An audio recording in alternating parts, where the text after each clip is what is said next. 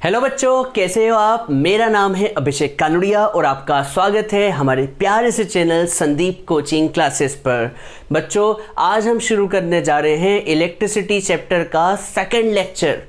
याद कीजिए बच्चों, हमने लेक्चर नंबर 1 अभी थोड़ी दिन पहले ही कंप्लीट किया था और लेक्चर नंबर 1 में हमने सारी बेसिक टर्म्स पढ़ ली थी। क्या क्या पढ़ी थी हमने? इलेक्ट्रिक करंट क्या होता है ये पढ़ लिया था, कंडक्टर क्या होता है, इंसुलेटर क्या होता है, ये सब कुछ पढ़ लिया था। और साथ के साथ एक इम्पॉर्टेंट टॉपिक भी पढ़ा था, इलेक्ट्रिक पोटेंशियल भी पढ़ा था। तो हमने फर्स्ट लेक्चर को पढ़ लिया था। कभी आप चैनल पे नए हैं तो बच्चों चैनल को सब्सक्राइब करना, लाइक करना और शेयर करना ना भूलें। और कभी आपने पुरानी वीडियो नहीं देखी है तो यहाँ पर एक आई बटन नज़र आ रहा होगा, उसे क्लिक करें और आई बटन को जैसे ही आप क्लिक करते हैं तो आपको प्लेलिस्ट मिल जाएगी। जो भी चैप्टर आपको वॉच करना है, इलेक्ट्रिसिटी वॉच करना है तो इलेक्ट्रिसिटी की भी आपको प्लेलिस्ट मिल जाएगी। आप उसे क्लिक करें और वीडियो को वॉच कर सकते हैं। तो बच्चों, कभी आपने लेक्चर शुरू नहीं किया है तो सबसे पहले आप पुराने लेक्चर को ज़रूर देखें, तभी आपको नया लेक्चर समझ में आएगा। तो बच्चों, बिना देर किए चलिए स्टार्ट करते हैं आज के सेकंड लेक्चर को, क्लास 10th के साइंस का चैप्टर नंबर 12 जिसका नाम है इलेक्ट्रिसिटी। तो बच्चों, बिना देर किए स्टार्ट करते हैं। तो आज हम शुरू करते हैं बच्चों, इलेक्ट्रिक सर्किट क्या होता है वहाँ से शुरू करते हैं। तो बच्चों, आज हम शुरू कर रहे हैं कि इलेक्ट्रिक सर्किट क्या होता है। तो इलेक्ट्रिक सर्किट होता है continuous path and a continuous path and closed path, a continuous and closed path of electric current या फिर कहें कि electric charge is called electric circuit. बच्चों, डेफिनेशन क्या है आपको समझ आई या नहीं आई? चलो फिर से समझाता हूँ, नहीं आई तो बच्चों आपको पता है करंट फ्लो होता है। तो करंट को फ्लो होने के लिए, करंट फ्लो हर जगह नहीं होता, करंट फ्लो होने के लिए आपको एक कंटिन्यूस पाथ चाहिए। कंटिन्यूस मतलब बिना रुकावट वाला रास्ता, बिना रुकावट वाला रास्ता। और साथ के साथ क्या होना चाहिए? वो पाथ क्लोज होना चाहिए। क्लोज का मतलब मैं आपको भी बताऊंगा। तो यहाँ पर आपको देखना होगा कि इलेक्ट्रिक सर्किट क्या होता है, a continuous and close path, a continuous and close path of electric current. में एक इलेक्ट्रिक सर्किट बना के दिखा देता हूँ बच्चों, देखते हैं। तो बच्चों, मान लो कि इलेक्ट्रिक सर्किट है जिसमें मैंने क्या यूज़ किया है, एक बल्ब है। क्या है बच्चों? ये एक बल्ब का सिंबल है और इस बल्ब के साथ मैंने कनेक्ट की हुई है एक सेल। क्या कनेक्ट किया हुआ है? सेल। और सेल के दो टर्मिनल होते हैं, तो पॉजिटिव और एक नेगेटिव। और साथ में मैंने यहाँ पर एक स्विच लगा रखा है जो कि ऑन कंडीशन में है। तो ये जो है एक सेल है और ये जो है स्विच है जो कि ऑन है। और साथ के साथ यहाँ पर मैंने करंट को मेज़र करने के लिए क्या लगा रखा है, एक एम मीटर। और मैंने बताया था कि ये प्लस जो होगा, एम मीटर का प्लस प्लस से कनेक्ट होता है और माइनस माइनस से कनेक्ट होगा। हाँ है ना? ये तो एम मीटर की बात होगी। और कभी आपको वोल्ट मीटर लगाना हो तो ये वोल्ट मीटर है। मान लो इस बल्ब के अक्रॉस लगाना है तो ये वोल्ट मीटर हो गया बल्ब के अक्रॉस। सर वोल्ट मीटर क्या होता है? Volt meter electric potential difference measure करता है और ए मीटर करंट मेज़र करता है। तो वोल्ट मीटर का भी बैटरी का प्लस प्लस के साथ और माइनस जो होगा वोल्ट मीटर के माइनस के साथ होगा। तो ये इलेक्ट्रिक सर्किट है। अब आपको मैंने ये भी बताया था इलेक्ट्रिक सर्किट में कि इलेक्ट्रिक सर्किट में करंट जो होता है हमेशा बैटरी के प्लस से फ्लो होता है। याद करें, करंट हमेशा कहाँ से फ्लो होगा? बैटरी के प्लस से। और एंड कहाँ होगा? एंड कहाँ होगा? तो बैटरी के कहाँ पर बच्चों? माइनस पे। अब आपको मैं इलेक्ट्रिक सर्किट की डेफिनेशन अब समझाता हूँ, मज़ा आ जाएगा बच्चों आपको इलेक्ट्रिक सर्किट की डेफिनेशन सुन के। कंटिन्यूस, एक कंटिन्यूस और close path of electric current. मतलब इलेक्ट्रिक करंट का कंटिन्यूस मतलब लगातार होना चाहिए और साथ के साथ क्या होना चाहिए? क्लोज होना चाहिए। सर क्लोज का मतलब, मान लो किसी बच्चे ने क्या किया, वायर्स कट कर दिया, ये वायर कट कर दिया। अब जैसे ही वायर कट किया तो क्या करंट फ्लो होगा? तो आप कहेंगे नहीं होगा, करंट का फ्लो अब स्टॉप हो चुका है। क्यों स्टॉप हो चुका है? क्योंकि करंट जो होगा वायर में फ्लो होता है, हवा में फ्लो होने वाली चीज़ नहीं है। इसलिए डेफिनेशन क्या आएगी? A continuous and close path of electric current. ये तो बात हो गई किसकी? इलेक्ट्रिक सर्किट की। अब हम पढ़ रहे हैं सर्किट डायग्राम। क्या पढ़ रहे हैं बच्चों हम? Circuit diagram. तो ये जो हमने अभी डायग्राम बनाया था वो सर्किट डायग्राम ही था। क्या था बच्चों? Circuit diagram. अब इस सर्किट डायग्राम में हमने क्या क्या सिंबल यूज़ किए? बल्ब यूज़ किया। आप कहेंगे क्या बल्ब ऐसा दिखता है? नहीं, बल्ब तो अब किसी भी शेप के आने लगे हैं आजकल के ज़माने में। बल्ब जो है आजकल लंबे लंबे ट्यूबलाइट के शेप में भी आने लगे हैं, और बल्ब का शेप तो कैसा भी दिया जा सकता है। तो हम रियल बल्ब की बात ना करते हुए उनकी किसकी बात करते हैं? सिंबल की। किसकी बात करते हैं बच्चों? सिंबल की। जैसे एमीटर इंस्ट्रूमेंट को आप देखोगे तो उसकी शक्ल अलग होगी, इतना बड़ा होगा, इतना छोटा होगा, इतना होगा, पर हम यहाँ पर सिर्फ क्या यूज़ कर रहे हैं? सिंबल। तो सिंबल जो होती है अलग चीज़ होती है। जैसे आपको एक कार बनाना है, अब कार तो कितनी बड़ी चीज़ होती है, इसको बनाने में कितना टाइम लग जाएगा, पर आप सिंबल बनाने के लिए तो एक छोटा सा क्या लिख दोगे? डब्बे के ऊपर सी लिख दोगे, तो ये क्या हो गया? एक तरह से कार का सिंबल हो गया। हाँ है ना बच्चों? तो सर्किट डायग्राम में हम क्या करते हैं? सर्किट सिंबल्स को पढ़ते हैं। तो सिंबल्स देखते हैं सबसे पहले। तो सिंबल जो होता है, सबसे पहले बल्ब का सिंबल देख रहा हूँ मैं। तो बल्ब का जो सिंबल होता है, बल्ब का सिंबल अभी थोड़ी देर पहले बनाया था। तो यहाँ पर मैं 2 कॉलम बनाता हूँ, उनके सिंबल लिखता हूँ। तो पहले कॉलम में लिख रहा हूँ मैं एलिमेंट, पहले कॉलम में थोड़ी जगह अच्छी बना लेता हूँ। पहले कॉलम में लिख रहा हूँ एलिमेंट और दूसरे कॉलम में लिख रहा हूँ मैं सिंबल, उनके सिंबल। तो बच्चों जैसे सबसे पहले बल्ब से शुरू करते हैं। बल्ब, अब बल्ब का शेप तो कैसा भी हो सकता है। तो क्या हुआ कि साइंटिस्ट ने बल्ब का एक सिंबल बनाया। तो बल्ब का सिंबल कैसा बनाया? ऐसा, और बीच में ये एम लिख दिया। तो ये थोड़ा थोड़ा बल्ब जैसा सिंबल है, एक्चुअल बल्ब नहीं है, बल्ब का क्या है? सिंबल है। ठीक है, अब बल्ब हो गया। अब बल्ब के बाद आता है सेल। अब सेल तो कैसा होता है? आपने सेल देखे होंगे निप्पो के, पैनासोनिक के, और जाने किस किस के देखे होंगे। अब सेल का शेप तो जाने कैसा होता है, क्या पता, मतलब सिलेंडर के बाद जो है वो थोड़ा सा चोंच निकली हुई होती है। तो हम यहाँ पर इतना कुछ नहीं बनाते, सिर्फ सिंबल बनाते हैं। तो सेल का सिंबल जो होता है एक बड़ी डंडी और एक छोटी डंडी। बड़ी डंडी पर प्लस लिखते हैं और छोटी डंडी पर माइनस, ये इसका सिंबल है। बड़ी डंडी पर प्लस, छोटी डंडी पर माइनस। ये तो बात हुई सेल की। अब सेल के बाद क्या होता है? बैटरी। सर सेल और बैटरी में क्या अंतर है? तो बच्चों सेल जो है आपने कहाँ देखा है? रिमोट में लगा हुआ, घड़ी में लगा हुआ, हाँ है ना, वॉल क्लॉक में देखा होगा आपने, रिमोट में लगा होगा, ये सारी जगह तो आपने क्या देखा हुआ है? सेल देखा है। सर बैटरी कहाँ देखी? तो बैटरी आपने कहाँ देखी होगी? बाइक में बैटरी देखी होगी, कार में देखी होगी, अंडे की दुकान में देखी होगी, बाहर जो ठेले लगाते हैं लोग, वो कोई स्विच बोर्ड मतलब प्लग जो है कोई घर से लगाते हुए थोड़ी आते हैं कि बीच में वायर चलता जा रहा है। बस वो क्या करते हैं? दुकान पर क्या लगा देते हैं? बैटरी खरीद लेते हैं, इतनी बड़ी बैटरी आती है, उस बैटरी से जो चलाना है वो चला लेते हैं। तो बैटरी, एक्चुअल बैटरी नहीं बना रहे हम, बैटरी का सिर्फ क्या बना रहे हैं? सिंबल। तो बैटरी का सिंबल क्या है? बैटरी का सिंबल क्या है बच्चों? क्या है बच्चों? Plus minus plus minus plus minus. Sir समझ नहीं आया। बैटरी का सिंबल सेल जैसा होता है, पर सेल में सिर्फ एक प्लस माइनस बड़ी डंडी और छोटी डंडी बनाते हैं, पर बैटरी में आप एक से ज़्यादा बनाते हैं। 2 बनाओ, 3 बनाओ, 4 बनाओ। जनरली हम 3 बनाते हैं। जनरली हम कितनी बनाते हैं? 3 सेल को बनाते हैं। जब 3 सेल बन जाए तो उसे हम क्या बोलते हैं? बैटरी। ये सिंबल मैंने नहीं बनाया, ये सिंबल साइंटिस्ट ने बनाए हुए हैं। ठीक है, तो अब हम आगे बढ़ते हैं। बैटरी हो गया, सेल हो गया, अब आता है एम मीटर। क्या आता है बच्चों? M metre. और एम मीटर का सिंबल याद करें, लास्ट क्लास में भी बताया था, ए और लेफ्ट में प्लस और राइट में माइनस। एम मीटर क्या होता है? आपसे क्वेश्चन है एम मीटर क्या होता है?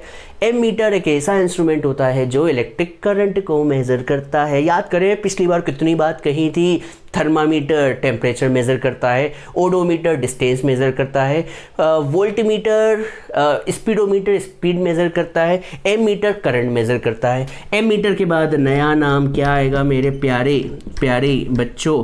वोल्टमीटर। वोल्ट मीटर क्या मेज़र करता है? इलेक्ट्रिक पोटेंशियल डिफरेंस मेज़र करता है। क्या मेज़र करता है बच्चों? इलेक्ट्रिक पोटेंशियल डिफरेंस मेज़र करता है। वोल्ट मीटर भी हो गया। अब वोल्ट मीटर के बाद आता है नया सिंबल। ये नया सिंबल जो है वायर स्विच का ले लेते हैं। किसका? स्विच। अब बच्चों आपके घर में स्विच है, स्विच सभी के घर में होते हैं स्विच। अब स्विच या तो ऑफ होगा या तो क्या होगा? ऑन होगा।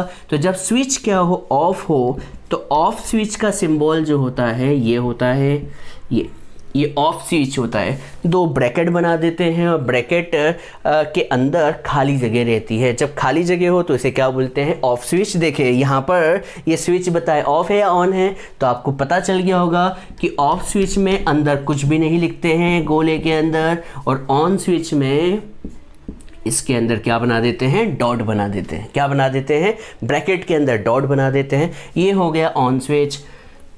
अब इसके बाद आता है वायर। अब वायर भी क्या होगा? कभी मान लो वायर को किसी ने क्या कर दिया है? जॉइंट। अरे आपके घर में दो वायर है, उस वायर को क्या कर दिया आपने? जॉइंट। जब वायर को जॉइन कर दें तो उसका सिंबल क्या होता है? देखिए इसके ऊपर ये वायर का सिंबल। ये वायर को क्या कर दिया है बेटा? जॉइंट। और यहाँ पर क्या लगा देते हैं? बड़ा सा डॉट लगा देते हैं। तो ये है जॉइंट वायर। अब जॉइंट वायर के बाद क्या आता है? Cross wire. मान लीजिए क्रॉस वायर का मतलब क्या होता है कि एक वायर ऐसा जा रहा है और दूसरा वायर जो है इधर से जा रहा है, इधर से। अब इधर से जा रहा है तो बीच में इनको क्रॉस तो होगी नहीं, इसलिए हम यहाँ पर ऐसा नहीं बनाते, ऐसा नहीं बनाते इनका, कि फिर क्या हो जाएगा? इसका मतलब ये हुआ कि ये वायर इसके साथ जॉइंट है। जॉइंट नहीं है वो, तो बस क्या हो रहा है? क्रॉस हो रहा है। इसलिए क्रॉस होने के लिए हम वायर के ऊपर से ऐसा बना देते हैं जिससे पता चल जाए कि दोनों वायर एक दूसरे के ऊपर से जा रहे हैं, क्रॉस नहीं हो रहे हैं। क्या नहीं हो रहे हैं बच्चों? जॉइंट नहीं हो रहे हैं, बस क्या हो रहे हैं? क्रॉस हो रहे हैं। क्रॉस क्रॉस ऐसे घुस के नहीं जा रहे, चिपक के नहीं जा रहे हैं। उम्मीद करता हूँ समझ में आ गया होगा चिपकना क्या होता है।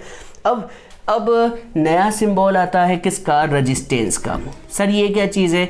ये चीज़ थोड़े देर बाद आज ही पढ़ाने वाला हूँ। रेजिस्टेंस क्या होता है? तो रेजिस्टेंस का जो सिंबल होता है वो होता है कुछ इस तरह का। ये होता है रेजिस्टेंस और ऊपर लिख दिया जाता है आर। क्या लिख दिया जाता है बच्चों? आर। जैसे ही आर लिखते हैं तो ये रेजिस्टेंस का क्या हो जाता है? सिंबल हो जाता है। किसका सिंबल होता है बच्चों? रेजिस्टेंस का। अब रेजिस्टेंस क्या होता है ये अभी बता दूंगा। अभी सिंबल पढ़ लो, सिंबल पढ़ लिया तो आपको रेजिस्टेंस समझा दूंगा। और इसके बाद होता है वेरिएबल रेजिस्टेंस। क्या आता है बच्चों? Variable resistance. वेरिएबल रेजिस्टेंस बोले या फिर इसे रियोस्टेट बोले। सर ये क्या होता है? ये भी नहीं अभी बता रहा हूँ, मैं थोड़ी देर बाद बताऊंगा। तो इसका सिंबल जो होता है वो होता है इस आर के ऊपर क्या लगा देते हैं? एरो लगा देते हैं। तो इसे बोलते हैं वेरिएबल रेजिस्टेंस। क्या बोलते हैं बच्चों? Variable resistance. इसका एक और सिंबल होता है वेरिएबल रेजिस्टेंस का, वो भी बता दूं। ये रेजिस्टेंस ये रहा, और इस रेजिस्टेंस के ऊपर ऐसा एरो लगा देते हैं और लिख देते आर एच। एच जो है पैरों में लिख दें, चरणों में लिख दें, या फिर यहाँ लिख दें। ये वेरिएबल रेजिस्टेंस का सिंबल है। तो बच्चों सिंबल फिलहाल अभी याद कर लें। मैं आपको इसके बारे में बता चुका हूँ, इसके बारे में, इसके बारे में, इसके बारे में, सबके बारे में बता चुका हूँ। सिर्फ दो टॉपिक के बारे में नहीं बताया है। वो नाम क्या है बच्चों? रेजिस्टेंस और वेरिएबल रेजिस्टेंस। इसको हम डिटेल में पढ़ने वाले, आज ही पढ़ेंगे, ऐसा नहीं कि कल पढ़ेंगे, आज ही पढ़ेंगे, आज ही पढ़ेंगे। लेक्चर में ओम्स लॉ पढ़ाने वाला हूँ, सब कुछ बहुत डिटेल में पढ़ाऊँगा। इस सिंबल को याद कर लें, बहुत अच्छे से देख लें, जल्दी से लिख लें, कॉपी में नोट डाउन कर लें, स्क्रीनशॉट ले लें। आज बच्चों सभी लोग कॉपी लेके बैठे होंगे, मैं ये बात बोलना भूल गया। कॉपी लेके नहीं बैठे हो तो कॉपी अभी जल्दी से दौड़ के आओ, क्योंकि अभी लेक्चर बाकी है। कॉपी पेन जल्दी से ले लो भाग के, और जल्दी से इसे नोट डाउन कर लो, स्क्रीनशॉट ले लो, जो करना है कर लो जल्दी से।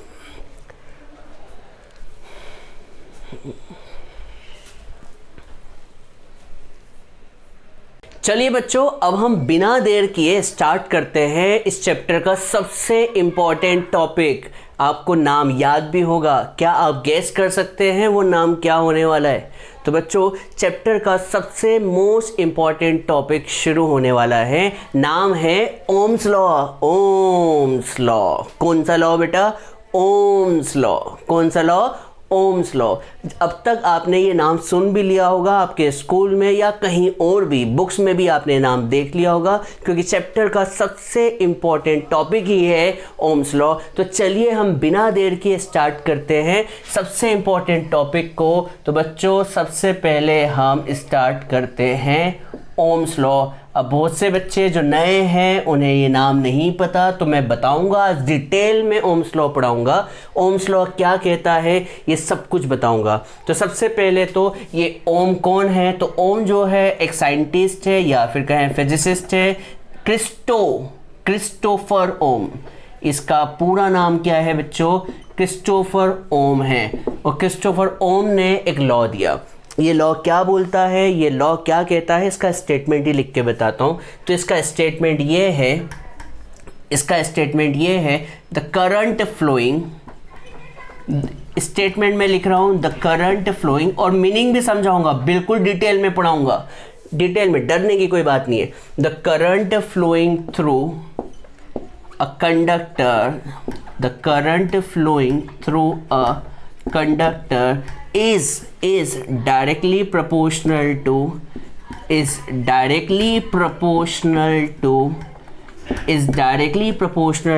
potential difference applied across the ends of conductor. बच्चों इसका मीनिंग जो है बहुत ही मज़ेदार है, across the ends of conductor if physical condition, ये लाइन थोड़ी सी अलग है, if physical condition like temperature remains constant. इस लास्ट लाइन के बारे में हम बाद में डिस्कस करेंगे। सबसे पहले इंपॉर्टेंट लाइन के बारे में बात करेंगे। सबसे इंपॉर्टेंट लाइन जो है पहले पैराग्राफ या फिर स्टार्टिंग में लिखी हुई है, वो क्या बोल रही है? देखो क्या बोल रही है, the current flowing through a conductor. मतलब जो कंडक्टर में करंट फ्लो हो रहा है, कंडक्टर में करंट फ्लो हो रहा है, हाँ है ना, वो किस पर डिपेंड कर रहा है? Is directly proportional to potential difference applied across the ends of conductor. इसका मतलब करंट जो है डिपेंड कर रहा है किस पर? पोटेंशियल डिफरेंस पर। किस पर बेटा? पोटेंशियल डिफरेंस पर। एक काम करते हैं, मैं एक्टिविटी से समझाता हूँ, एक्टिविटी से मज़ा आ जाएगा। आप बोलेंगे अच्छा ये होता है क्या, ये क्या लिखा हुआ है, ये कितना गंदा लिखा हुआ है, जबकि एक्टिविटी आपको मजबूर कर देगी कि यार ये इतना सिंपल है। चलो देखते हैं, एक्टिविटी से बताता हूँ। तो बच्चों मैंने एक्टिविटी कर रहा हूँ, तो इस एक्टिविटी में मैंने यहाँ पर क्या लिया है बच्चों? एक बल्ब लिया है, दिख ही रहा होगा बल्ब लिया है, और इस बल्ब के साथ यहाँ पर एक सेल लिया हुआ है। क्या लिया हुआ है बेटा? सेल लिया हुआ है। इस बल्ब से मैंने कनेक्ट कर दिया है, किसको कनेक्ट कर दिया है बेटा? एम मीटर को। प्लस से प्लस कनेक्ट होता है और माइनस से माइनस कनेक्ट होता है। और मैंने यहाँ पर एक स्विच ले लिया है जो कि फ़िलहाल ऑन कर रखा है, वे ऑफ होगा या ऑन होगा, तो अभी फ़िलहाल के लिए मैंने ऑन दे रखा है, तो ये ऑन स्विच है। और मैंने पोटेंशियल डिफरेंस को मेज़र करने के लिए यहाँ पर एक क्या लगा रखा है? वोल्ट मीटर लगा रखा है। क्या लगा रखा है बच्चों? वोल्ट मीटर लगा रखा है, हाँ है ना। ये क्या है बच्चों? ये है बल्ब, जैसा कि आपको पता है बल्ब है, बैटरी है, सब कुछ है जो होना चाहिए। अब क्या किया, ओम्स लॉ एक दिन बैठा था, फ्री बैठे रहते थे साइंटिस्ट, तो आपको पता है साइंटिस्ट को क्या काम होता है पढ़ाई के अलावा? फ्री बैठे रहे तो क्या करते हैं? पढ़ाई की काम करते हैं। और आप फ्री रहते हैं तो आप क्या करते हैं ये आपको पता होगा। कमेंट बॉक्स में ज़रूर लिख के बताइएगा कि फ्री रहते हैं तो क्या करते हैं। और ये साइंटिस्ट फ्री रहते हैं तो एक्सपेरिमेंट करते हैं। क्या करते हैं? एक्सपेरिमेंट। तो ये क्रिस्टोफर ओम्स ने एक एक्सपेरिमेंट किया। इसने क्या किया? इसने सबसे पहले एक सेल लगाया। क्या लगाया बेटा? सेल। सर सेल, हाँ मान लीजिए आप दुकान से सेल लेके आ गए, कितने वोल्ट का? मान लो सेल कितने वोल्ट का है? 5 वोल्ट का। सर ये 5 वोल्ट का है, कौन मेज़र कर रहा है? वोल्ट मीटर ने मेज़र किया। वोल्ट मीटर ने मेज़र किया कितने वोल्ट का है? 5 वोल्ट का। अब जिसने जैसे ही स्विच ऑन किया तो इस बैटरी से क्या फ्लो होने लगा? करंट। क्या फ्लो होने लगा बेटा? करंट। मान लो पहली रीडिंग ले रहा है, करंट लिया, अब करंट फ्लो हुआ तो बल्ब क्या हुआ? ग्लो हुआ। और बल्ब ग्लो हुआ तो एम मीटर ने करंट की वैल्यू बताई। मान लो एम मीटर ने जो करंट की वैल्यू बताई है वो कितनी बताई है? 1 एम्पियर। कितनी बताई है बच्चों? 1 एम्पियर। कितनी बताई है बच्चों? 1 एम्पियर। 1 एम्पियर जैसे ही बताई तो फिर उसने क्या किया, इन दोनों को डिवाइड किया तो V1 अपॉन I1 बच्चों कितना आएगा, 5/5 इस 5/1 इस 5। देख थोड़ा धीरे धीरे समझा रहा हूँ मैं। अब क्या किया इसने, अब मज़ा आने वाला है। अब क्या किया इसने, इसको क्या दिमाग में चल रहा था कि अरे एक काम करते हैं, सेल की रीडिंग को और बढ़ाते हैं। तो इसने क्या किया, इसने एक सेल की जगह अब कितने सेल लगा दिए, इसने एक सेल की जगह कितने सेल लगा दिए, 2 सेल। अब मान लीजिए आप कभी दुकान से एक सेल लगाने की जगह कितने सेल लगा दे, 2 सेल। तो बेटा जैसे ही आपने 2 सेल लगाए तो V2 कितना हो गया, 5 वोल्ट, 5 वोल्ट मिलके 10 वोल्ट। अब जैसे इसने स्विच ऑन किया तो पता है इसने क्या पाया, इसने ये पाया कि कभी मैं सेल वोल्टेज या फिर कहें इलेक्ट्रिक पोटेंशियल को डबल कर दूं तो करंट भी कितना हो जाता है, डबल हो जाता है। और इनका रेशो निकालो, इनका रेशो निकालो तो 10/2 बोलो कितना आया, 5 आया। इसका मतलब कभी मैं पोटेंशियल डिफरेंस को बढ़ाते जाता हूं तो करंट भी क्या होता है, प्रोपोर्शनल में बढ़ता है। इसने अब क्या किया, इसको मजे आने लगे, अरे यार वोल्टेज इलेक्ट्रिक पोटेंशियल को डबल किया तो करंट भी डबल हो गया। तो इसने क्या किया, इसने पोटेंशियल डिफरेंस को 15 वोल्ट कर दिया। सर कैसे किया, इसने एक सेल की 2 सेल की जगह कितने सेल लगा दिए, 3 सेल लगाए। 3 सेल लगाए तो इसने क्या देखा, करंट जो हो गया कितना हो गया, 3 एम्पियर। जब इसने इसे डिवाइड किया तो डिवाइड करने के बाद बच्चों 15/3 कितना आंसर आया, 5। इसका मतलब ये हुआ कि वोल्टेज इलेक्ट्रिक पोटेंशियल को आप बढ़ाते जाए तो करंट भी बढ़ते जाता है। तो ये लॉ आप देखिए, यही तो बोलता है, क्या बोलता है, द करंट फ्लोइंग थ्रू अ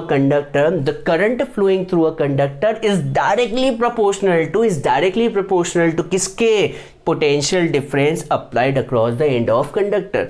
इसका मतलब ये हुआ कि जो वायर में करंट फ्लो हो रहा है वो सीधे की सीधे किस पे डिपेंड करता है, potential difference applied across the end of conductor. ये 2 एंड दिख रहे होंगे आपको, इस 2 एंड के अक्रॉस जो पोटेंशियल डिफरेंस अप्लाइड किया है उस पर डिपेंड करता है। और लास्ट लाइन का मतलब क्या है, लास्ट लाइन का मतलब है if physical condition like temperature remains constant, मतलब आपने टेम्परेचर को चेंज नहीं किया है। मान लीजिए आप कभी टेम्परेचर को चेंज करते हैं तो करंट की वैल्यू प्रोपोर्शनल में नहीं आएगी। प्रोपोर्शनल का मतलब ये वैल्यू 2 आनी चाहिए थी, 2 ना आते हुए 1.9 आ जाएगी, 3 ना आते हुए 2.9 या 2.8 भी आ सकती है। इसलिए इसने एक शर्त रख रखी है, क्या शर्त रखी है कि टेम्परेचर को क्या रखना है, कांस्टेंट। टेम्परेचर चेंज कर दिया तो ये लॉ चेंज हो जाएगा, टेम्परेचर को चेंज कर दिया तो लॉ चेंज हो गया। मतलब टेम्परेचर को चेंज नहीं करना है तो लॉ को चेंज, किसको चेंज नहीं करना है, टेम्परेचर चेंज नहीं करोगे तो लॉ भी चेंज नहीं होगा।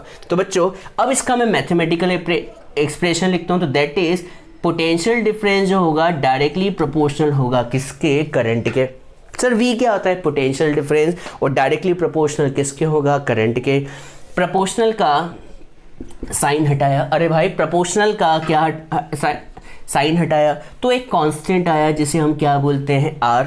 क्या बोलते हैं बच्चों, R।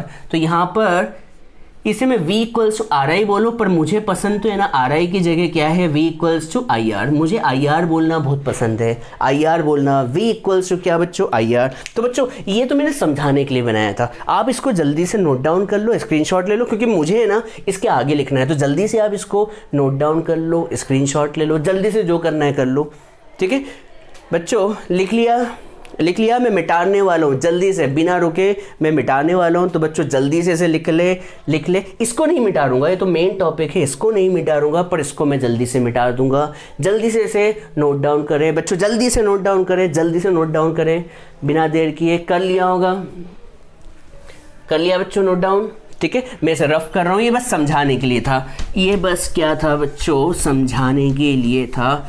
तो V इक्वल्स टू हम कहाँ पर पहुँच चुके हैं, V equals to I R. हम बच्चों कहाँ पहुँच चुके हैं, कहाँ से कहाँ आ गए हम, कहाँ से कहाँ आ गए हम। तो बच्चों V इक्वल्स टू कितना, आई आर। मैं फिर से लिखता हूँ, मुझे बहुत ही पसंद है, V equals to I R. Sir ये R क्या है बताता हूँ, डरने की क्या बात है, ये तो बस शुरुआत है। V इक्वल्स टू क्या बच्चों, आई आर, यही है ओम्स लॉ। सर यहाँ पर R क्या है, सर ये R क्या है, ये R क्या है बच्चों, R जो है वो है रेजिस्टेंस ऑफ कंडक्टर। सर ये क्या है, याद करें, इसका सिंबल भी हमने थोड़ी देर पहले बनाया था। रेजिस्टेंस का सिंबल जो होता है zig zig zig zig zig zig, क्या होता है, जिग जिग, ये रेजिस्टेंस का सिंबल होता है। सर रेजिस्टेंस होता क्या है? बच्चों आज डिटेल में पढ़ेंगे रेजिस्टेंस क्या होता है, ओम्स लॉ क्या होता है। तो अभी पहले हम आर के बारे में बता दूं। आर क्या होता है? रेजिस्टेंस ऑफ कंडक्टर, जिसका फॉर्मूला, आर का फॉर्मूला बोलो क्या बनेगा बच्चों, V अपॉन आई। क्या बनेगा बच्चों? V upon I.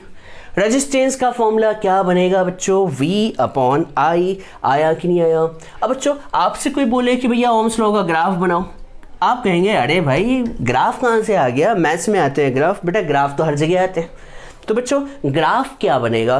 तो बच्चों आपने पोटेंशियल डिफरेंस बढ़ाया था, तो आप ग्राफ किसके बीच देख रहे हैं? V और I के बीच।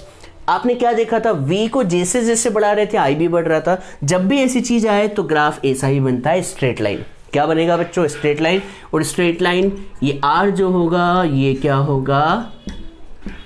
कांस्टेंट। R क्या होगा बच्चों? कांस्टेंट। अभी देखा होगा आपने V अपॉन आई को बार बार कर रहे थे तो कितना आंसर आ रहा था? 5 5 5। देखिए यहाँ पे 5 5 5 लिखा था, ये कांस्टेंट है। ये ग्राफ किसका ग्राफ है? ओम्स लॉ का ग्राफ है। इसी को बोलते हैं ओम्स लॉ। उम्मीद करता हूँ समझ में आ गया होगा। उम्मीद करता हूँ ओम्स लॉ अच्छे से समझ आ गया होगा। एक बार मेरे साथ बोलो ओम्स लॉ क्या होता है। बोलो क्या होता है? The current flowing, Ohm's law मेरे साथ बोलो, the current flowing through a conductor is directly proportional to potential difference applied across the ends of conductor. और यहाँ पे शर्त क्या दी हुई है? शर्त क्या है कि physical condition like temperature remains constant. उम्मीद करता हूँ आपको ये बात समझ में आई होगी। अब बच्चों अब हम बिना देर किए रेजिस्टेंस के बारे में पढ़ते हैं। लोग बोल रहे हैं सर रेजिस्टेंस क्या होता है? रेजिस्टेंस आपने आर तो बता दिया, इसका सिंबल भी बता दिया। आर क्या होता है, रेजिस्टेंस क्या होता है? तो बच्चों मैं लेफ्ट वाले को मिटा रहा हूँ, तो आप जल्दी से इसे नोट डाउन कर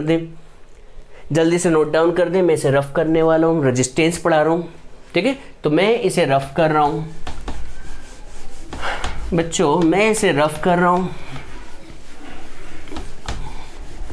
तो मैंने इसे क्या कर दिया है बच्चों, रफ। और अब मैं पढ़ाने जा रहा हूँ रेजिस्टेंस क्या होता है। क्या पढ़ाने जा रहा हूँ बच्चों? रेजिस्टेंस क्या होता है। क्या पढ़ाने जा रहा हूँ मेरे प्यारे बच्चों? रेजिस्टेंस क्या होता है। तो हेडिंग में डाल रहा हूँ रेजिस्टेंस, जिसका फॉर्मूला अभी थोड़ी देर पहले पढ़ा। बताओ रेजिस्टेंस का फॉर्मूला क्या होता है? V upon I. Sir resistance होता क्या है? तो बच्चों मैं आपको रेजिस्टेंस को समझाने के लिए एक एग्जांपल देना चाहूँगा। एक एग्जांपल, बहुत ही सिंपल सा एग्जांपल दूंगा। बच्चों सोचो जब आप क्या करते हैं बच्चों? रोड पे जाते हैं, रोड पे आप जा रहे हैं और बीच में स्पीड ब्रेकर आता है। तो बच्चों बताओ स्पीड ब्रेकर का काम क्या है? तो आप कहेंगे सर स्पीड ब्रेकर मेरी स्पीड को कम कर देता है। हाँ है ना? स्पीड ब्रेकर क्या करता है? स्पीड को कम कर देता है। हाँ है ना? कभी स्पीड ब्रेकर बड़ा वाला हुआ तो क्या करता है? स्पीड ब्रेकर जो है मेरी स्पीड को और कम कर देगा। हाँ है ना? तो बच्चों स्पीड ब्रेकर क्या करता है? स्पीड को कम करता है। किसकी? बाइक की या कार की या किसी की भी। तो स्पीड ब्रेकर किसकी स्पीड कम करता है? बाइक की। वैसे रेजिस्टेंस क्या करता है? रेजिस्टेंस ऐसी प्रॉपर्टी है मटेरियल की जो करंट के फ्लो को अपोज करती है। क्या करती है बच्चों? करंट के फ्लो को अपोज करती है। क्या करती है? करंट के फ्लो को अपोज। अरे सर एक बार और समझाओ बच्चों। जिस तरह से स्पीड ब्रेकर स्पीड को क्या करता है? रोकता है। वैसे ही रेजिस्टेंस जो है करंट के फ्लो को रोकता है। करंट के फ्लो को क्या करता है? अपोज। स्पीड ब्रेकर स्पीड को अपोज करता है, तो रेजिस्टेंस क्या करता है? करंट के फ्लो को अपोज करता है। उम्मीद करता हूँ बात समझ में आ गई, बहुत ही सिंपल थी। तो रेजिस्टेंस क्या होता है? ध्यान से सुने। It is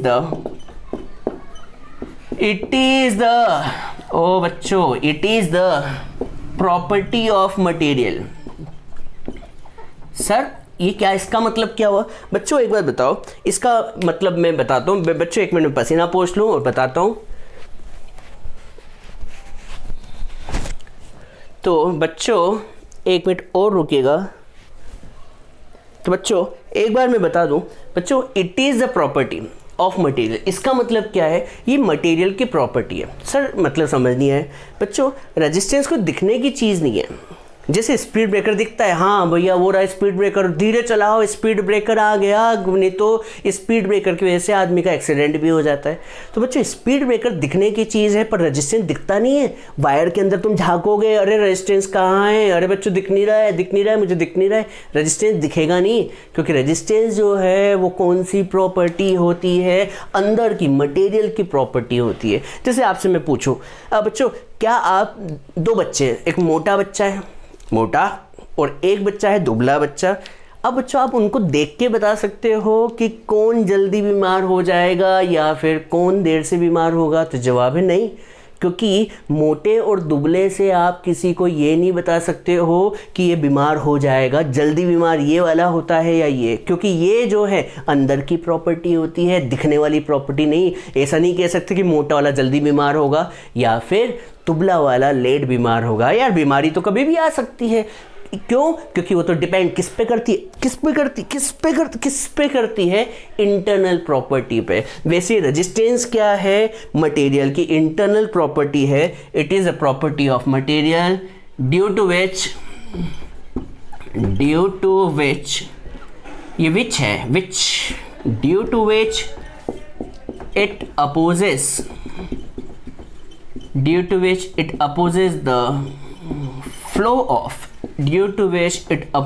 the flow of electric current। Sir समझ में आ गया, मज़ा आ गया बच्चों, मज़ा आ गया, समझ में आ गया तो चैट बॉक्स में ज़रूर लिखें सर समझ आ गया, प्लीज़ लिखें। मैं देख रहा हूँ कि आपने चैट बॉक्स में लिखा या नहीं लिखा तो मुझे गुस्सा आ जाएगा। प्लीज़ लिखें मुझे आ गया, और नहीं आया तो नहीं भी लिखे, मैं एक बार और समझाऊँगा। आ गया बच्चों, लिखा आ गया, लिखो जल्दी लिखो। क्या लिखना है बच्चों? It is the property of material due to which it opposes the flow of electric current. मतलब ये इलेक्ट्रिक करंट को क्या करता है, फ्लो को अपोज करता है। बच्चों समझ में आ गया? अब ये तो बात हो गई रेजिस्टेंस की। अब रेजिस्टेंस की यूनिट क्या होती है? तो यूनिट ऑफ रेजिस्टेंस क्या होती है? तो बच्चों यूनिट ऑफ रेजिस्टेंस जो होती है उसका नाम होता है ओम। क्या होता है बच्चों? ओम। और ओम का जो सिंबल होता है वो होता है ये सिंबल है, ये रेजिस्टेंस की यूनिट है। रेजिस्टेंस की यूनिट क्या होती है? ओम, और इसका सिंबल होता है ये। जैसे फॉर एग्जांपल आपके सामने क्या लिखा हुआ है, मान लो ऐसा लिखा हुआ है 5 ओम, तो समझ जाना ये किसी वायर का रेजिस्टेंस है। या लिखा हुआ है, क्या लिखा हुआ है 10 ओम, या लिखा हुआ है, क्या लिखा हुआ है 25 ओम, या फिर क्या लिखा हुआ है 100 ओम, ऐसा कुछ लिखा हुआ है। इसका मतलब ये सिंबल किसका है? रेजिस्टेंस का। सर कभी कभी ऐसा भी तो लिखा आता है 20 ओम। ये तो और अच्छी बात होगी, अब हमें सोचने की बात ज़रूरत ही नहीं है कि ये क्या लिखा है। 20 ओम मतलब रेजिस्टेंस है, 20 ओम का मतलब क्या है बच्चों? रेजिस्टेंस है। पर कभी सिंबल बना आ जाए तो समझ जाना कि ये क्या है,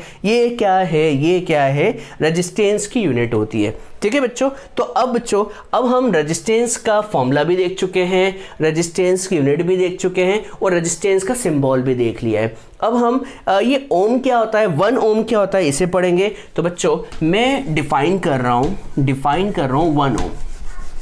मैं डिफाइन करने जा रहा हूँ 1 ओम क्या होता है। ठीक है? तो बच्चों मैं 1 ओम को डिफाइन कर रहा हूँ, देखते हैं क्या है। तो क्वेश्चन है डिफाइन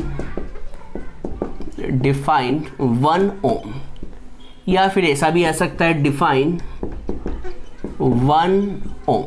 ये दोनों एक ही चीज़ है। ठीक है? तो मैं 1 ओम समझा रहा हूँ। 1 ओम क्या होता है? 1 ओम क्या होता है? तो बच्चों मैं समझाता हूँ। सबसे पहले तो रेजिस्टेंस का फॉर्मूला बताएं क्या होता है। सबसे पहले रेजिस्टेंस का फॉर्मूला, तो रेजिस्टेंस का फॉर्मूला सर V/I, जोर से बोलो। रेजिस्टेंस का फॉर्मूला क्या होता है? V/I। हाँ है ना? अब सोचो ये वैल्यू 1 कब आएगी? सोचो 1 कब आएगी? ये वैल्यू 1 कब आएगी? जब V भी कितना होगा? 1। ये लास्ट क्लास में भी मैंने ऐसा बनाना सिखाया था। ये वैल्यू 1 कब आएगी बच्चों? ये वैल्यू 1 कब आएगी? जब V कितना होगा? 1 वोल्ट। और सर I कितना होगा? I होगा 1 एम्पियर। हाँ है ना? तो सोचो इसकी डेफिनेशन क्या बनेगी। क्या बनेगी, बोलो क्या बनेगी, क्या बनेगी। याद करें लास्ट लेक्चर में मैंने बोला था, मान लीजिए आपके पप्पा, ओहो कौन, पप्पा। सर मेरी तो मम्मी गाड़ी तेज चलाती। अरे मम्मी हो या पप्पा, जो भी हो, कोई भी हो, मेरी मम्मी हो या पप्पा, मान लो आपके पप्पा, मान लो बोल दिया मैंने, मान लो आपके पप्पा 50 किलोमीटर पर आवर की स्पीड से कार चलाते हैं। कितनी बेटा, 50 किलोमीटर पर आवर। इसका मतलब क्या है, इसका मतलब ये है कि आपके पप्पा 1 घंटे तक कार चलाए, 1 घंटे तक कार चलाए, तो पप्पा जो होंगे कहाँ पहुँच चुके होंगे, 50 किलोमीटर दूर। इसका मतलब इंग्लिश में बोले तो क्या होगा, if papa travels for 1 hour then he covers 50 kilometre. हाँ है ना, इसका मतलब कभी वो 1 घंटे तक कार चलाते रहे तो कितनी डिस्टेंस ट्रेवल कर चुके होंगे, 50 किलोमीटर पर आवर, 50 किलोमीटर। वैसे ही यहाँ पर हम क्या बोलेंगे, डेफिनेशन बनाओ। 1 ओम क्या होगा, जब आपने 1 वोल्ट का पोटेंशियल डिफरेंस अप्लाई किया और वायर से कितना फ्लो होने लगा करंट, 1 एम्पियर, तो उस टाइम रेजिस्टेंस कितना होगा, 1 ओम। इंग्लिश में लिख के बताता हूँ, क्या, if 1 volt of potential difference, if 1 volt of potential difference applied across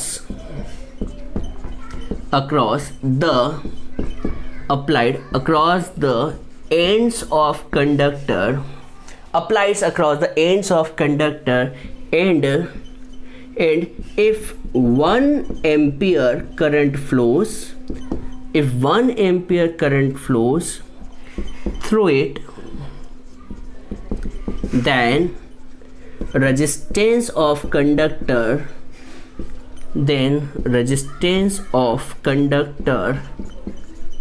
is 1 ohm।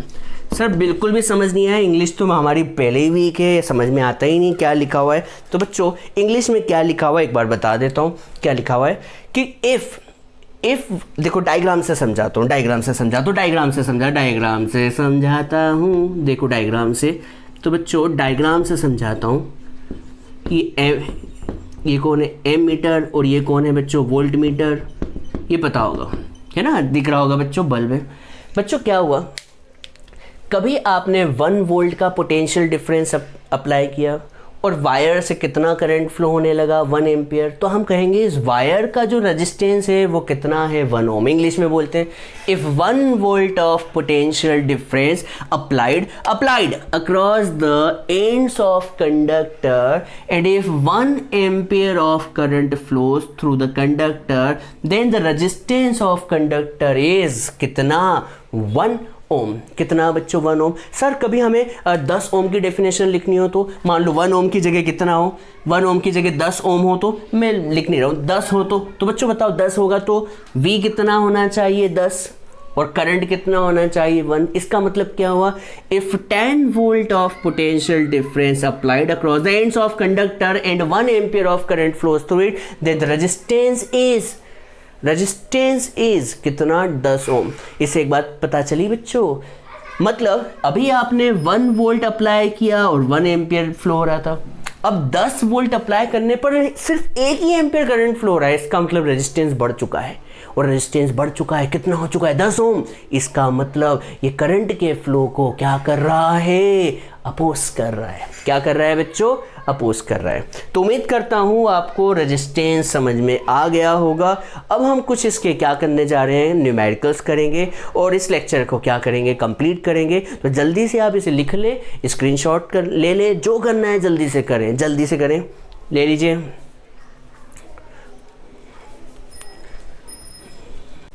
चलिए बच्चों, अब हम क्या कर रहे हैं, अब हम न्यूमेरिकल्स करने जा रहे हैं किस पर, ओम्स लॉ पर। किस पर बच्चों, ओम्स लॉ पर। अभी थोड़ी देर पहले पढ़ा ओम्स लॉ ओम्स लॉ का formula V equals to I R. बेटा बोल के देखे, V equals to I R, V equals to I R. तो देखते हैं इसके न्यूमेरिकल्स एग्जाम में कैसे आएंगे। तो मैंने आपका एग्जाम्पल नंबर 12.3 लिया हुआ है, आपकी बुक का ही लिया हुआ है, और पेज नंबर क्या लिया है 208। तो कभी आपके पास क्वेश्चन लिखने का टाइम नहीं है तो आप क्वेश्चन ना लिखें, क्योंकि क्वेश्चन आपको बुक में मिल जाएगा। ये पेज नंबर कौन सा है 208। तो देखते हैं पहला क्वेश्चन क्या है। तो पहले क्वेश्चन में देखते हैं कि हाउ मच करंट, करंट को हम किससे मेजर करते हैं, करंट को हम किससे रिप्रेजेंट करते हैं बच्चों, आई से।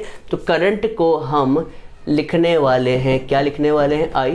तो हाउ मच करंट मतलब how much current will an electric bulb, किसकी बात चल रही है, बल्ब की बात चल रही है, draw from a 220 volt, V मतलब वोल्ट। तो बच्चों यहाँ पर ये क्या दिया हुआ है, वोल्ट का मतलब होता है पोटेंशियल डिफरेंस की बात चल रही है, और पोटेंशियल डिफरेंस को हम V से डिनोट करते हैं। और पोटेंशियल डिफरेंस कितना दिया हुआ है बच्चों, 220 वोल्ट दिया हुआ है, हाँ है ना। और इफ रेजिस्टेंस कितना दिया है, बल्ब का रेजिस्टेंस, और बच्चों बल्ब के रेजिस्टेंस को हम किससे डिनोट करते हैं, R से। सर यूनिट तो उसकी ओम होती है, हाँ बच्चों यूनिट ओम होती है, पर डिनोट तो किससे करते हैं, R से, ठीक है। और रेजिस्टेंस कितना दिया हुआ है बच्चों, 1200 ओम। आपको I दिया निकालना है, V दिया हुआ है, R दिया है। तो बच्चों जोर से बोलो, जोर से बोलो, ओम्स लॉ क्या होता है। तो ओम्स लॉ होता है बच्चों क्या, V equals to I R. Ohm's law क्या होता है प्यारे बच्चों, ओम्स लॉ क्या होता है, V equals to I R. तो V की वैल्यू कितनी रख दे बेटा, 220। I निकालना है और R कितना दिया है, 1200। बच्चों मैथ्स लगाओ, मैथ्स लगाओ, मैथ्स लगाओ। I कैसे निकलेगा, I कैसे निकलेगा, तो 220 के डिवाइड में किसको ले जाए, 1200 को। तो क्या यहाँ से I निकल जाएगा, और इसे डिवाइड कर सकते हैं, 0 से 0 कैंसिल, मैं डिवाइड नहीं करके दिखा रहा हूँ। तो इसका आंसर जो है वो कितना आ रहा है, 0.18 एम्पियर। सर एम्पियर क्यों, एम्पियर क्यों, क्योंकि भाई करंट निकाला है और करंट की यूनिट क्या होती है, एम्पियर। बच्चों बहुत ही सिंपल है, मैथ्स है, V equals to I R, I निकालना है और V और R दिया हुआ है, इसमें क्या दिमाग लगा रहे हो बच्चों, ठीक है। अब B देखते हैं, B क्वेश्चन को देखते हैं। How much current will, how much current मतलब करंट निकालना है, हाउ मच करंट मतलब करंट निकालना है। इस बार बल्ब की जगह क्या आ गया बच्चों, हीटर, गर्मी, गर्मी वाला हीटर है ना, इलेक्ट्रिक हीटर। हीटर से आप क्या करते हो, नहाते हो, हाँ वो वाटर हीटर होता है, और रूम हीटर भी होता है। तो बच्चों ठंडी में भी दे गर्मी का एहसास, वो होता है इलेक्ट्रिक हीटर। इलेक्ट्रिक हीटर की कॉइल से कितना करंट निकलेगा, जब 220 वोल्ट का सोर्स है। वोल्ट सुनते से आपके मुंह में V नाम आ जाता है। सर V क्या होता है, V जो होता है वो होता है पोटेंशियल डिफरेंस, पूरा लिख के नहीं दिखा रहा हूँ। और रेजिस्टेंस बोलो कितना है, रेजिस्टेंस कितना है, 100 ओम, हाँ या ना बच्चों। अब आपको क्या निकालना है, करंट। तो बच्चों करंट निकालने के लिए फिर से लगा दे ओम्स लॉ। कौन सा लॉ, ओम्स लॉ। तो बच्चों ओम्स लॉ क्या होता है प्यारे बच्चों, ओम्स लॉ क्या होता है, V equals to I R, V equals to I R. V कितना दिया हुआ है, 220 वोल्ट। I निकालना है और R कितना है, 100। एक ज़ीरो से एक ज़ीरो यहीं कैंसिल कर देता हूँ। तो बच्चों I निकालोगे कैसे, 22 को डिवाइड कर दो 10 से, तो करंट आ जाएगा 2.2 एम्पियर। मैं एम्पियर को पूरा ना लिखते हुए आप सिर्फ इतना भी लिख सकते हैं, 2.2 एम्पियर। पूरा लिखने का कोई मतलब नहीं है, ठीक है। तो करंट आ गया, इसमें करंट 0.18 एम्पियर फ्लो हो रहा था, इसमें 2.2 एम्पियर फ्लो हो रहा था। आपसे कोई पूछे ऐसा क्यों, ऐसा क्यों, इसमें इतना ज़्यादा करंट क्यों, इसमें इतना करंट क्यों, तो मैं आपको रेड पेन से निशान बताता हूँ। बच्चों देखो इसका रेजिस्टेंस देखिए कितना है, 1200, और इसका रेजिस्टेंस कितना है, 100। रेजिस्टेंस इसका बहुत ज़्यादा है, रेजिस्टेंस बहुत ज़्यादा है, और इसका रेजिस्टेंस कंपैरिजन में बहुत ही कम है। रेजिस्टेंस ज़्यादा तो करंट क्या होगा, कम, क्योंकि रेजिस्टेंस का काम क्या होता है, करंट के फ्लो का अपोज करना, इसलिए करंट कम फ्लो हो रहा है। और यहाँ पे रेजिस्टेंस कम है, तो रेजिस्टेंस कम है तो करंट के फ्लो का अपोज भी कम हो रहा है, इसलिए करंट क्या है, ज़्यादा है। तो बच्चों V equals to I R, जोर से बोलो V equals to I R, बोलते रहो, ठीक है। तो आप जल्दी से इसे लिख लें, नोट डाउन कर ले, स्क्रीनशॉट ले ले, जो लेना है ले ले, और कॉपी में लिखना ना भूले, कॉपी में लिखना ना भूले। वोल्ट। ठीक है बच्चों, लिख लें इसे।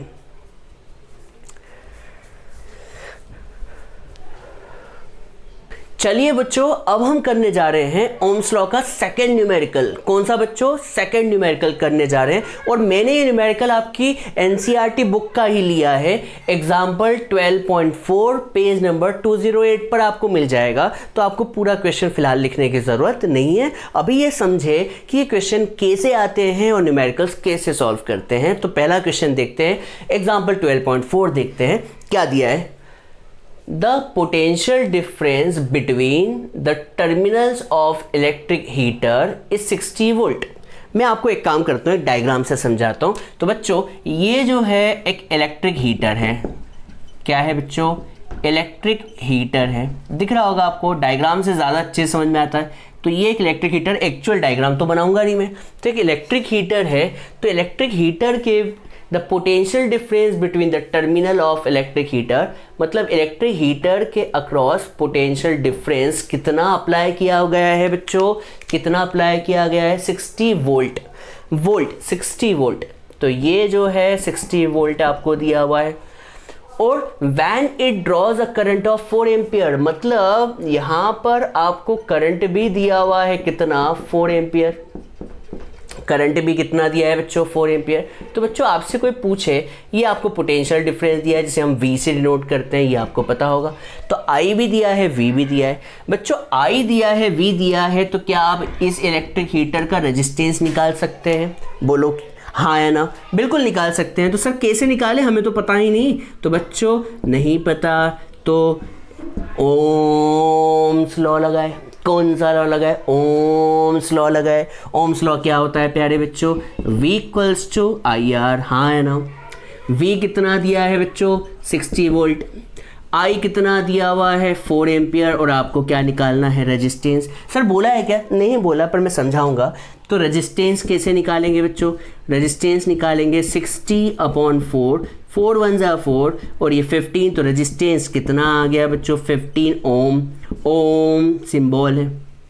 ठीक है, अब क्वेश्चन क्या है? क्वेश्चन ये है कि भैया ये इलेक्ट्रिक हीटर दिया था। अब क्वेश्चन में यहाँ से एक लाइन शुरू हुई है, what current will the heater draw if the potential difference is increase to 120 volt.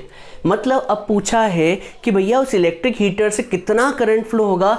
अभी देखिए 60 वोल्ट पोटेंशियल डिफरेंस था, अब कितना हो गया? 120 वोल्ट। तो मैं डायग्राम को एक काम करता हूँ, यही बना देता हूँ। ये डायग्राम कब का था? पहले केस का।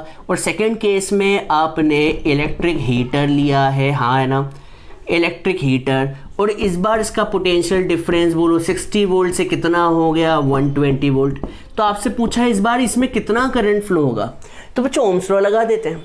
अब आप कहेंगे कि सर ओम्स लॉ लगाने के लिए आपको करंट निकालने के लिए V चाहिए, I निकालना है और R चाहिए। तो बच्चों बताओ इसका R क्या है? तो आप कहेंगे सर इसका R, इलेक्ट्रिक हीटर तो चेंज नहीं हुआ, इसका मतलब इसका R तो अभी हमने निकाला। बताओ इसका R कितना है? 15 ओम है। हाँ है ना? हाँ है ना? तो मैं यहाँ पर ये जगह इतनी है तो यहाँ पे वापस क्या लगाता हूँ? अगेन लगाता हूँ। कौन सा ला बेटा? ला। कौन सा ला? ओम्स ला। और ओम्स लॉ क्या होता है बच्चों? V equals to IR। V equals to कितना? IR। V कितना दिया हुआ है? 120 वोल्ट। I निकालना है सेकेंड केस में और R हमने अभी थोड़ी देर पहले निकाला था। कोई दिक्कत बच्चों? तो यहाँ से हम I निकाल सकते हैं कैसे? 120/15। क्या आप इसे सॉल्व कर सकते हो? हाँ। 15 1 जा 15, 15 8 जा 120। तो करंट कितना आ गया बच्चों? 8 एम्पियर। तो बच्चों आपसे कोई बोले कि करंट 8 एम्पियर क्यों हुआ? तो आप देखें, आपने V को डबल किया तो बेटा डायरेक्ट बोले करंट भी क्या हो जाएगा? डबल। मैंने तो डायरेक्ट अभी आपको मैं सिखाने के लिए इतना बड़ा कर रहा हूँ जबकि ओरल था। V को डबल किया, याद करें V को डबल कर दिया तो बच्चों करंट V क्या हो जाना था? डबल। तो 4 का डबल क्या होता है? 8। तो डायरेक्ट था। तो ऐसे क्वेश्चन आपको ऑब्जेक्टिव में मिलते हैं। कहाँ मिलते हैं बच्चों? ऑब्जेक्टिव में। V को डबल किया तो करंट कितना होगा? करंट भी डबल हो जाएगा। तो बच्चों ओम्स लॉ के न्यूमेरिकल कैसे लगे? कमेंट बॉक्स में लिखें, चैट बॉक्स में लिखें, मज़ा आया कि नहीं ये लिखें। तो बच्चों आप जल्दी से लिख लें, स्क्रीनशॉट लें, जल्दी से ले लें।